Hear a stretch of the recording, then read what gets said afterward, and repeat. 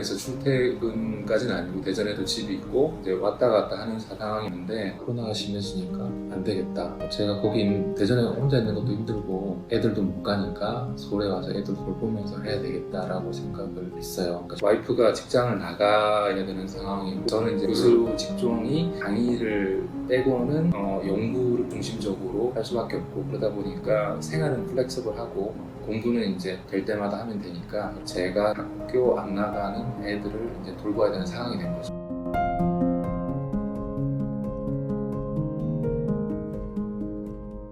근데 다행히 저는 하루 종일 돌봐야 되는 건 아니었어요. 같은 층에 장인 장모님이 계셨어요. 장인 장모님 있더라고 해도 계속 맡길 수는 없죠. 그래서 제가 반 돌보고 반은 이제 장인 장모님이 돌보고 그렇게 했죠. 애들을 9시에 보내고 9시에 둘 다 보내고 와이프를 바로 출근을 시키고 돌아와가지고 제가 이제 집에서 좀 일을 하다가 이제 와이프가 이제 네가 돌봐야 돼. 그러면 이제 애가 저희 집에 와가지고 제가 돌보고 애들이 한 곳에서 3시간 이상 있으면 지루해지기 시작하죠. 힘들어요.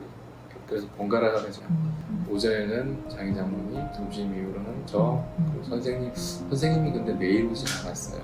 일주일에 두세 번. 그분이 바톤 터치 해가지고 7시까지 보고 저는 이제 와이프 픽업하러 가서 와이프랑 픽업해서 오면 애들 공부 좀 더 시키고 그리고 애들은 한 9시 반, 10시 정도에 잠들었어요.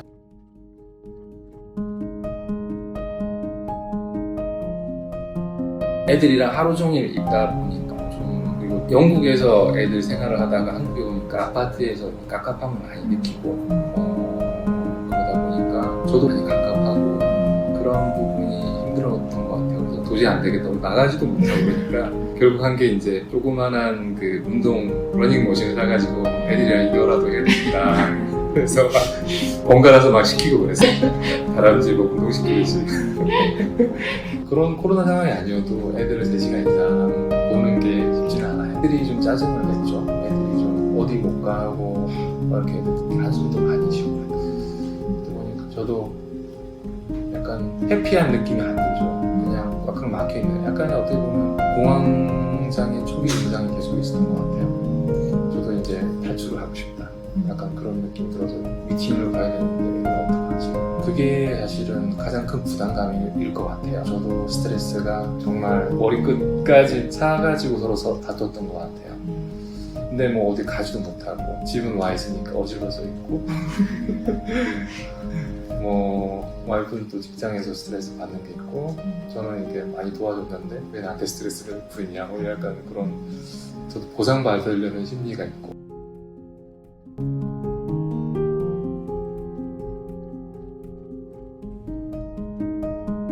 주로 그 당시에 넷플릭스를 많이 봤죠.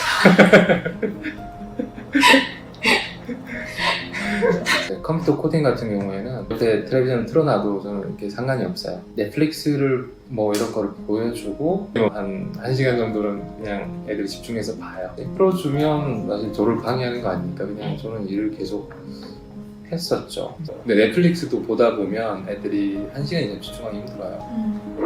넷플릭스도 콘텐츠가 좀 한계가 있고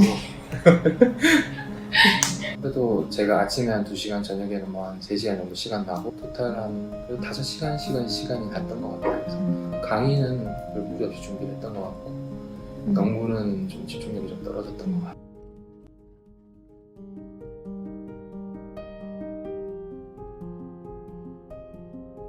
그런 스트레스가 있죠. 사실은 저 친구는 가족이 없으니까 어디 나가지도 못하고 강의도 리모트를 하다 보니까 그분들이 이제 코로나 데이터 같은 걸 받아서 빨리빨리 퍼블리시를 하는 게 보이더라고요. 그래서 좀 약간 뒤처지는 듯한 느낌? 그런 거는 좀 있었어요. 한국의 남자들은 옛날부터 부모 세대도 자녀들을 돌보는 거 잘 못 봤잖아요. 그런 면에서 어떻게 자녀를 돌봐야 되는지를 우리 세대는 스스로 터득을 하는 그런 상황이 많아요. 외국 같은 경우에는 부모가 아빠가 이렇게 애들이랑 이렇게 노는 거를 봐와서 어떻게 노는지를 좀 알더라고요. 그런 면에서 일단은 차이가 있어요. 그 아빠가 어떻게 놀아야 되는지는 몰라요. 저도 사실은 힘들었죠. 특히 마음의 여유가 없는 젊은 아빠인 경우에는 그게 좀 더 힘들어요. 저는 꼭 여자가 돌봐야 된다 그런 건 아닌 것 같아요. 한국에는 사회 통념이 되게 그런 게 심한 것 같아요.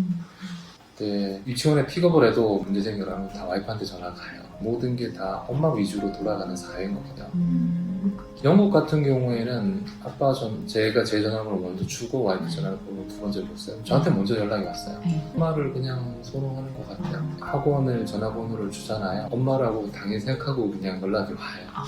남자가 당연히 돈을 벌어야지라는 생각이 많으신 것 같고, 남자 같은 경우에는 좀 그런 책임감이 크고, 외국 같은 경우에는 그리고 돌보기 위해서 몇 년 쉬었다, 남자도 그냥 그러면 그냥 이해하는 것 같아요. 근데 한국 같은 경우에는 그거를 용납을 할까? 저는 거래상으로는 그게 익스큐즈가 잘 안 될 것 같아요. 아무래도 직장에서 눈치를 주는 게 많잖아요. 직장 상사들이 눈치를 많이 주니까. 외국 같은 경우에는 좀 그래 재택근무할게 좀 약간 플렉서블하게 생각을 하는 것 같아요. 한국 같은 경우에는 그런 유연성이 많이 떨어지고, 그리고 한국은 그런 게 있잖아요. 자리를 지켜야지 남들이 욕을 안 한다. 그런 게 있는 것 같아요. 가족 돌봄 휴가라는 게 있다는 건 혹시 알고 계셨어요? 그런 게 뭔가요? 있는지도 모르셨던 거죠? 그렇죠. 사실 그런 거를 한다고 해서 우리가 뭐 해야 될 거 안 해야 되는 것도 아니고 어차피